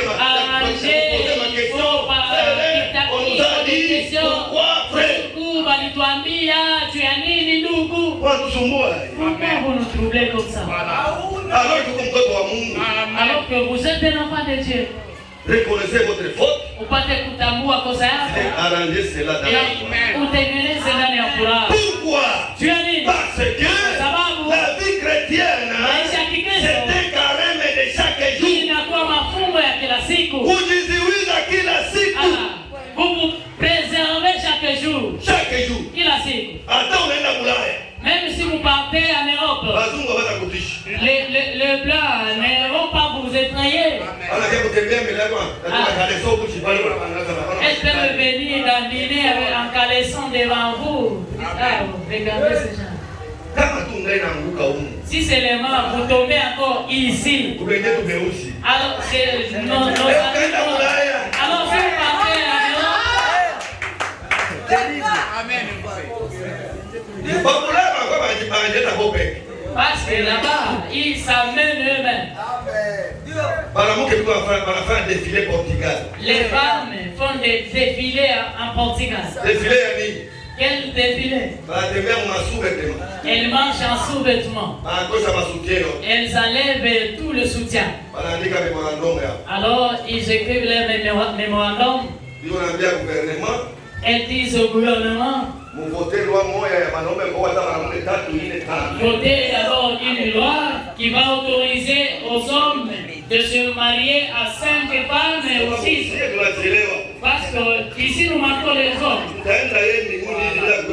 Comment est-ce que nous irons au ciel sans connaître les hommes? Alors, il faut cela dans les mânes. Leur marche c'était dans les caleçons. Elles ont marché dans toute la ville.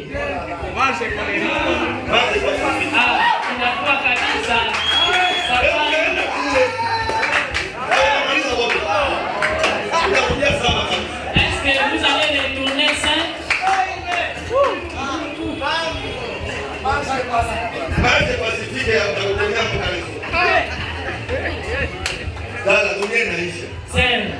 Le monde touche à sa fin. Ça est dans Tandao, ce n'est pas de l'histoire. Alors maintenant, vous pouvez lancer ma cité à l'hôpital de Balamou. Nous n'aimons plus les femmes. Nous allons commencer maintenant à nous marier nous-mêmes.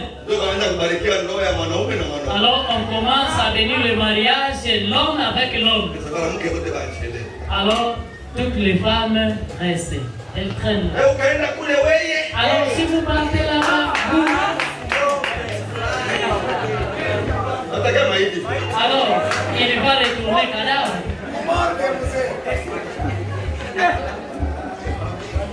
Avant dernière citation. Andiko ya karibu na mwisho. Mpaka namaliza, niko namisikia huko. Jusqu'à ce qu'elle termine, j'ai envie de rester avec toi. Ningekuwa na nguvu tumefika hata 15. Si j'avais la force, on ferait 15. Mimi nataka kuishi. Mais je vais terminer. Ok. La voix du signe. Sauti ya alama. Luka. Tunakuwa Luka ni moja fulani kwa sababu. Acha la voix du signe. Luka. Kama hakuna tunasoma. Unakuwa wapi pale? Témoignage jamais. La voix du signe moja kwa nje. Sauti ya alama.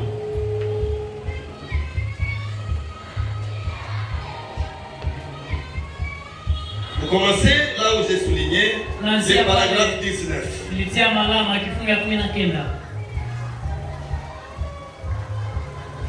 J'espère que personne parmi vous ne ratera ce glorieux ciel que Dieu réserve aux croyants. Nafikiria kwamba hata mtu mmoja kati yenu hatakosa hii mbingu tukufu ambapo Mungu aliandaa kuamini. Ma sœur, dada, mon frère, ndugu, ma prédication de ce matin, mahubiri yangu ya asubuhi ya leo, je voudrais vous supplier nilipenda nikusihi que personne parmi vous ya kwamba hata mtu mmoja kati yenu ne manque pas ce glorieux ciel asikose hii mbingu tukufu que Dieu a préparé pour son peuple. Ambapo Mungu alitayarisha kwa ajili ya taifa yake. Uliamini tu ni juu ya kwenda mbinguni. Vous avez cru seulement c'est pour aller au ciel. Kama uyapata vile uko naomba usikusumbue. Si vous n'avez pas encore reçu ce que vous demandez, ne nous troublez pas. Mbinguni usikose. Ne manquez pas le ciel. Est-ce qu'on peut dire amen? Est-ce qu'on peut dire amen? Écoutez. Si vous ratez, qu'avez-vous accompli ici sur terre?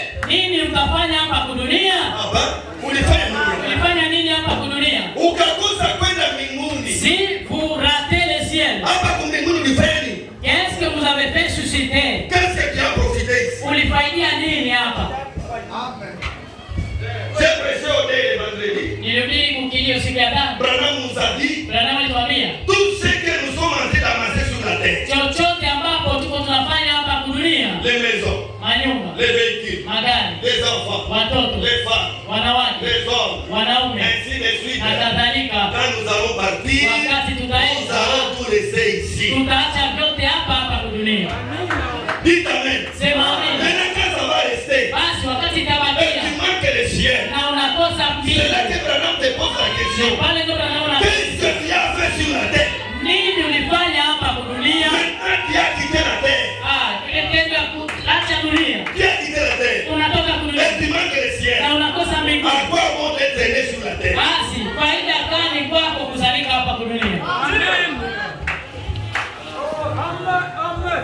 Ukakosa mbinguni frère Rama, ulikuja kudunia kwa bure. Si vous manquez le ciel, frère Rama, vous êtes venu au monde pour rien. Pour rien. Quoi pour rien?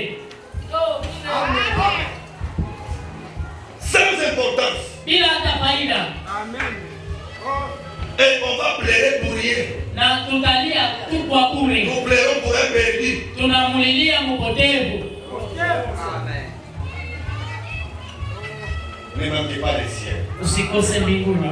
Ma soeur, ne manquez pas le ciel. Dada, usikose mbinguni. Dieu a coupé la kanyanga. Kanyanga itabakia. À cause de fermenter l'alcool va rester. Mungu est capable de kukulisha bila kupika pombe. Dieu est capable de vous nourrir sans fermenter de l'alcool. Amen. Dieu itabakia. Parce que ça va rester.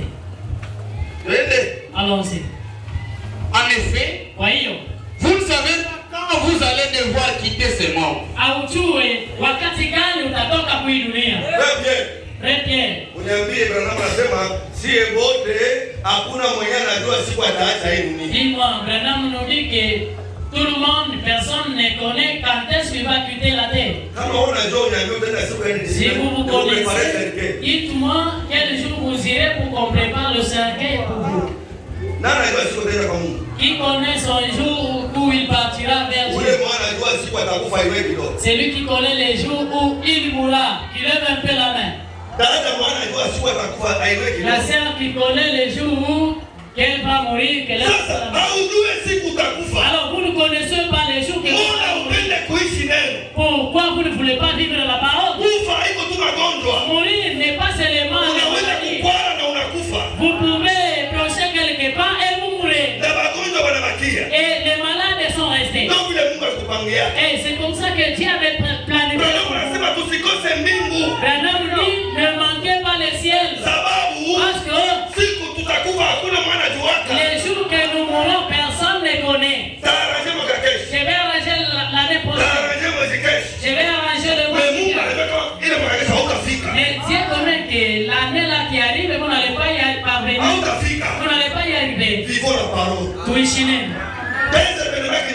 Matukio mbili ni kutungojea. Si ce n'est pas la mort, kama iko kufa, Jésus vient bientôt. Yesu acha upesi. Le temps de sa venue est proche. Na wakati wa ujio wake umekaribia. Dites amen. Sema amina. Dites encore amen. Sema tena amina. Dites encore amen. Sema tena amina. Ma soeur, dada, laissons les péchés. Tuache zambi. Nous ne savons pas les jours que nous allons mourir. Hatujue siku gani tutakufa. Il n'y a personne qui connaît. Hakuna mtu anajua. Même les pasteurs. Hata mchungaji.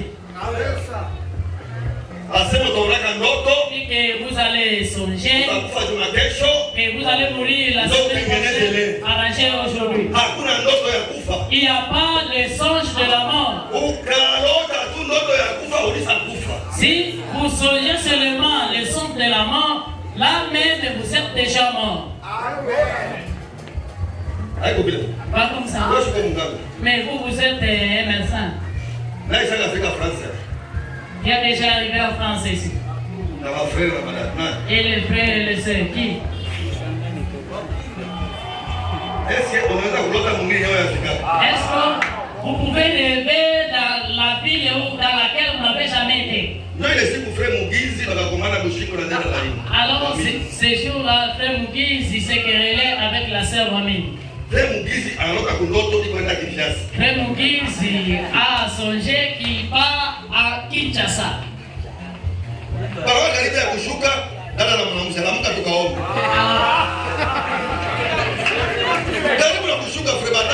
Avant d'atterrir, la sœur lui réveille. Réveille-toi, nous voulons prier. Pourquoi tu m'as réveillé? Pendant que je voulais voir Kinshasa, même dans le son. Comment est-ce que vous allez voir Kinshasa pendant que vous n'avez jamais été là?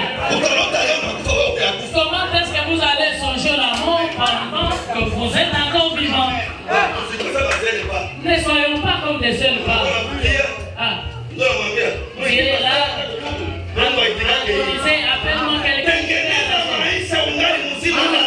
n'accepte pas cela. Arrangez la vie au moment où vous avez encore la force prête. Les jours où vous allez mourir, vous ne les connaissez pas. Et les jours qu'on va partir, nous ne connaissons pas. Il viendra comme un volet. Donc soyons prêts.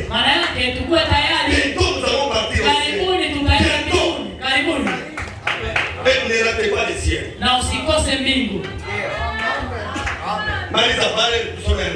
Terminez là-bas, lisons la dernière écriture. Mais vous savez une chose. Vous allez certainement devoir les quitter. Si c'est usipotaka upende furaha ya dunia, Branham anasema utakufaka tu.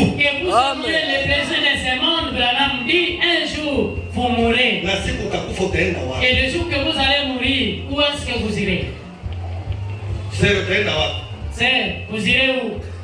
Na wale wengi mtembea na maprofesi. Niliona baada kuroka. Achana na bio utapotea. Et ceux qui vous visitent avec les prophéties, j'ai vu, on va vous ensorceler. Prophétie haitazilia kufa. La prophétie ne va pas arrêter la mort. Tutakufa sisi wote. Nous mourrons tous. Na siku utakufa Mungu atakupatia ndoto. Et le jour que vous allez mourir, Dieu ne va pas vous donner le son. Un homme m'a dit. Et vous êtes dans les messages, trompés comme ça avec des prophéties. Mais dites-lui qu'il prophétise d'abord pour vous afin que vous ayez l'avion. Mais ce sont des intimidations. Quand il va citer la mort, alors quand il vous demande 50 000, vous allez et vous n'avez jamais payé même la dîme.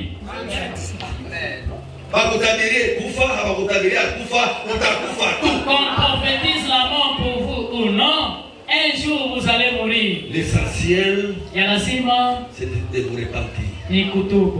Dieu, Mungu, n'a jamais aimé que quelqu'un soit péri. Mais que tout le monde arrive à la repentance. Dieu n'a jamais amené quelqu'un en enfer. C'est l'homme lui-même qui s'amène en enfer. Pas Dieu. Témoignage amer, nous terminons là-bas. Nous allons nous mettre debout. On va terminer la citation étant debout. Ça sera notre prière du jour. Mon frère, ne ratez pas le ciel à cause de quelqu'un. À cause d'un frère rebelle. À cause d'une sœur rebelle. À cause de votre femme. À cause de votre mari. Si à la maison il y a un problème, terminez cela à l'amiable. Et s'il y a quelque chose à se repentir, vous avez le devoir de venir voir votre pasteur. Il est le seul qui peut vous conduire. Comment arranger la vie? Écoutez Branham. Paragraphe 18. Eh bien, Les personnages, 3 points. Chaque fois que vous, 3 points. Vous tous, membres de l'église de Dieu, menez une bonne vie.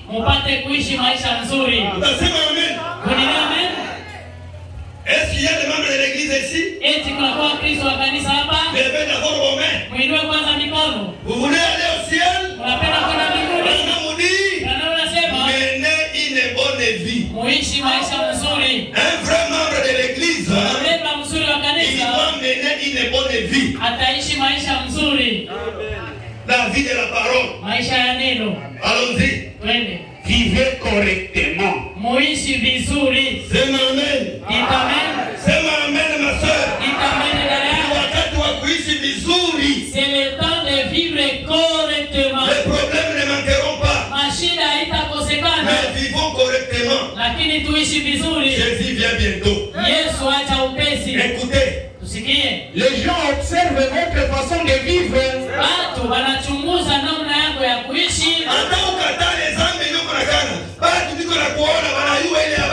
Même si vous refusez les péchés que vous ne voulez pas accepter, les gens connaissent cette information. Tout chrétien, on l'observe. Partout. Partout. Mimi nashituka kule kundiki tu njia yote ni kulipokea. On est en train de marquer, oh ancien, vous êtes arrivés, vous êtes venus ici. On a invité pasteur moi mazee pour mariage. On a invité pasteur dénominationnel. Présentez-vous. Wewe mimi natoka Kindu. Huyu vient ndio kocha wangu. Moi je c'est ancien. Il est conduit, c'est mon conseil. Moi je ne te connais pas. Pendant le retour pour ma barrière, tout le monde passe par là. Au Kouroudi, au niveau des barrières. Enlève d'abord la barrière, ce sont les anciens. On nous connaît beaucoup. Oui, les gens nous connaissent. Là où vous avez entré pendant la nuit, les gens connaissent que les cannabis est entré là. Les gens nous observent, ma soeur. Wanatuchunguza dada. Unasema na mpagani contrôler dans la nage.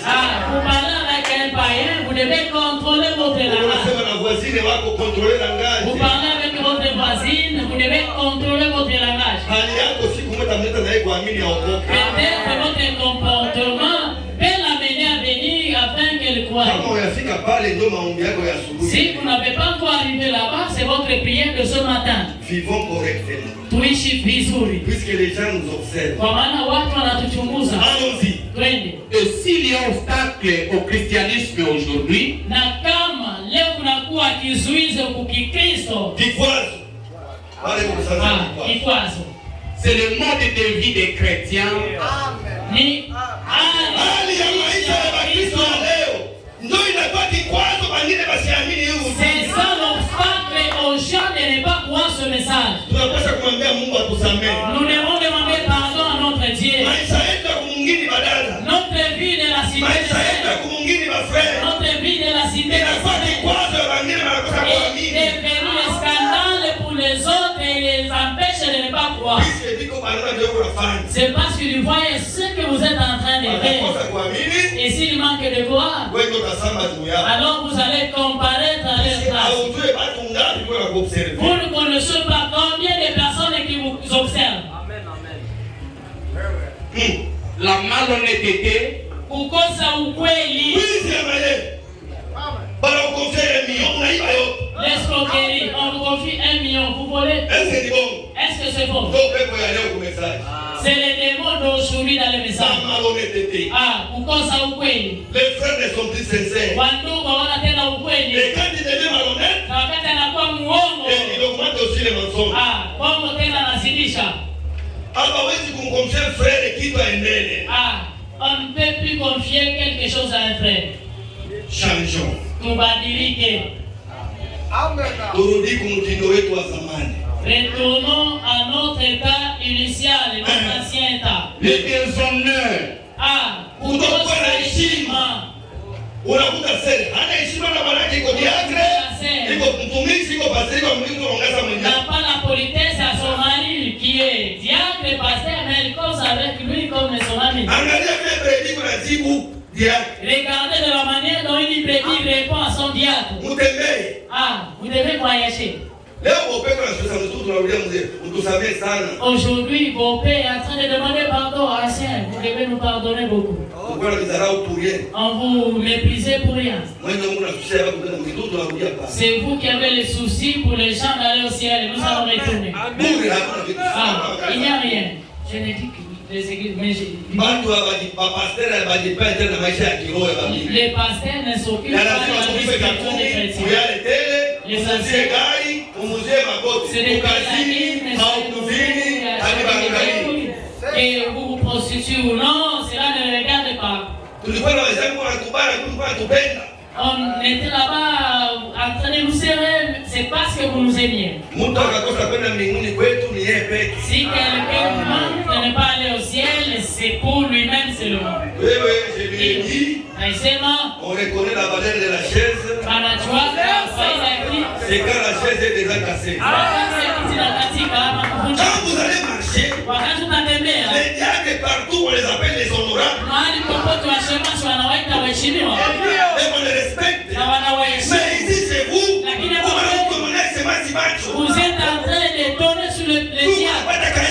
C'est parce que vous avez 1 million de francs. Si vous avez $100,000, les jours où vous allez trouver $100,000, vous allez donner même les coups de poing. Changez. Badilika. Jésus vient bientôt. Yesu karibuni anakuja. Changez mon frère. Badilika ndugu. Écoutez Branham, nous allons prier. Msikie Branham, tunataka kuomba. Vivons n'importe comment. Vivons n'importe comment. Wakiishi chalisi namna gani? Mtu anaamini. Keleke kiaki. Iko tu membre wa kanisa. Il est seulement membre de l'église. Mais mwingine iko naishi n'importe comment. Mais à la cité, il lui fit n'importe comment. Faites attention. Banyangalisho. Vous allez rester. Utabaki. Écoutez. Ne faites pas ça. Usifanye hiyo. Hapana kufanya vile dada. Ne faites pas ça. Hapana tena kufanya vile ndugu. Ne faites plus cela mon frère. Yesu anakuja sasa hivi. Jésus vient bientôt. Usibakie. Ne restez pas. Ukakosa mbinguni. Si vous manquez le ciel. Faida yako hapa chini ya jua ilikuwa ya bure. Votre importance sur terre, c'était en vain. Nous sommes des chrétiens. Tunakuwa wa Kristo. Wakristo biko humu. Il y a des chrétiens ici. Muinuwe kwa mkono wa Kristo wote. Tous les chrétiens. Mujue kama tuko wa Kristo. Sachez bien que nous sommes des chrétiens. Popote kwenye unatembea ujue kama niko Mkristo. Partout où vous allez marcher, sachez que vous êtes un chrétien. Comment est-ce que je peux agir ici? Namna gani naweza kutenda hapa? Puisque je suis chrétien. Kwa maana niko Mkristo. Il y a des gens qui m'observent là-bas. Kwa watu kunichunguza kule. Écoutez Branham. Sikia Branham. Quelqu'un observe votre vie. Mtu mmoja yuko anachunguza maisha yako. Exact. Kabisa kabisa. Soyez honnête. Ndio mtu wa uhakika. Que tout le monde le sache. Na kila mtu ajue. Watu wote wajue kama uko honnête. Tout le monde doit savoir que vous êtes honnête. Baba gani wakushuhudie. Et que les païens vous témoignent. Bakristo Et wakushuhudie. que les chrétiens vous témoignent. Bwana yako wakushuhudie. Que votre mari vous témoigne. Bibi yako Et wakushuhudie. que votre femme vous Watoto témoigne. wako wakushuhudie. Que vos enfants aussi vous Kama témoignent. papa ni Mkristo. Disant que notre papa c'est un chrétien. C'est ce que nous voulons dans les messages. Donc il est en plein dans le ujumbe. Que les gens témoignent de nous. Batu batushuhudie. Que vos affaires soient tout à fait honnêtes. Na biashara yako ipate kwa ya uhakika wote. Unafanya biashara soyez honnête. Pour faire tes affaires, unapasha kuwa na ukweli. Ulipata 100 francs, 100 francs. Vous avez trouvé 100 francs, c'est 100 francs. Dime ya Mungu ngapi? 1 franc, 1 franc. Dime de Dieu c'est combien? C'est 1 franc. Mais quand tu n'es pas à la dime, tu n'es pas honnête. Na wakati haulipe cha 10, hauna Tu uhakika. seras perdu à cause de la dime. Utapotea kwa ajili ya cha 10. Tu n'es pas honnête. Hauna uhakika. Même dans les affaires, soyez honnête. Hata ndani ya biashara uwe na uhakika. Unatumika na frère. Utawaya Umupatie raporo ya kweli. Donnez-lui les vrais rapports. Et ne prenez rien qui ne vous appartient pas. Alléluia. Uwe hata kitu ambapo haiko yako. Amen. Amen. Nifichike hii. Et je cache d'abord ça. Patron atayua. Les patrons Ne prenez jamais rien qui ne vous appartient pas. usichukue kamwe kitu ambapo haiko yako. Vous vous maudissez vous-même. Uko na jilaani mwenyewe. Ne dites que la vérité. Na useme tu kweli peke yako. Kama nakuuliza, sema tu kweli. Au vous demande, vous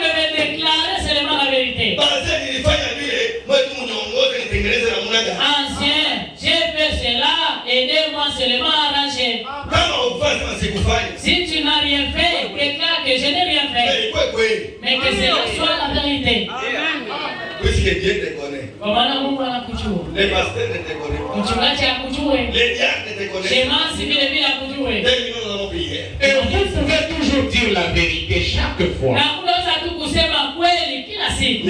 Et Dieu honorera la vérité. Na Mungu ataheshimisha kweli. Musema kweli, mpenzi wa Mungu. Le Dieu de la vérité, c'est un serviteur du Seigneur. Ukasema kweli kila siku Mungu atakusaidia. Il faut déclarer la vérité chaque jour, Dieu va vous aider. Anasema huyu kwa mwana atakusaidia. Il dit d'abord celui-ci, c'est une personne à aider.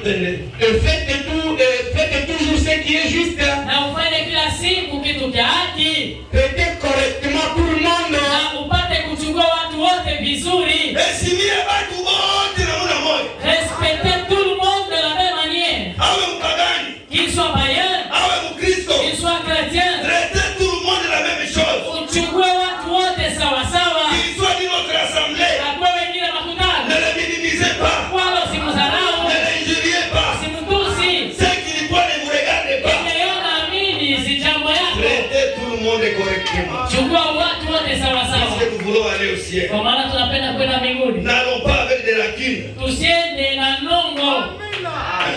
Si on ne vous traite pas correctement, Kama wewe hawakutendee vizuri, traitez-les correctement de toute façon. basi tendea wale watu vizuri namna yote. Hata mwenye akupende. Même celui qui ne vous aime pas, Hata mwenye akutraite mzuri. même quelqu'un qui ne vous traite pas Watu bien, msiye ubaya. ne retournez pas les balles pour Wewe mal. vous traitez correctement. Vous devez traiter cet homme correctement. Pourquoi? Tu as nini? Puisque le temps approche. Kwa maana wakati unakaribia, Nous allons partir quelque part. tutaenda nafasi moja On ne peut pas partir avec la haine. na tuweze kwenda na chuki. La haine, Chuki, les péchés zambi, n'entreront pas là-bas. haitaingiaka huko. Amen.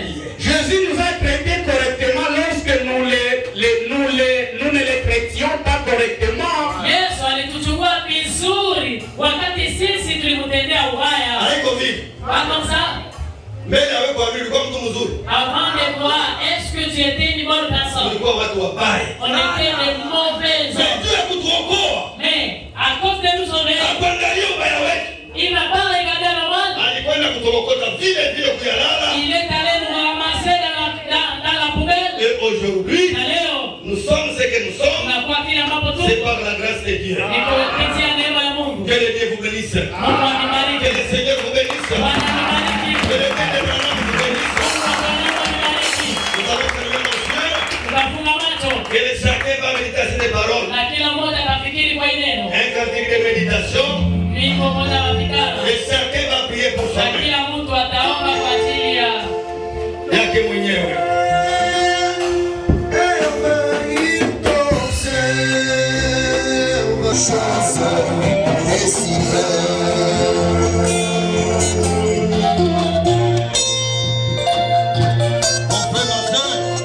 Kuna dada, je sais que najua ya kwamba Il y a quelque chose à parler à ton Seigneur. unakuwa na kitu ya kusemezana na Bwana wako. Levez vos mains Nyakua mikono et dites à Dieu quelque chose. na umwambie Mungu kitu kidogo. Qu'est-ce que tu veux qu'il fasse de toi? Nini napenda kufanyishie? Dis-lui qu'il te change. Mwambie kubadilishe. Il n'y a plus de temps. Hakuna tena muda.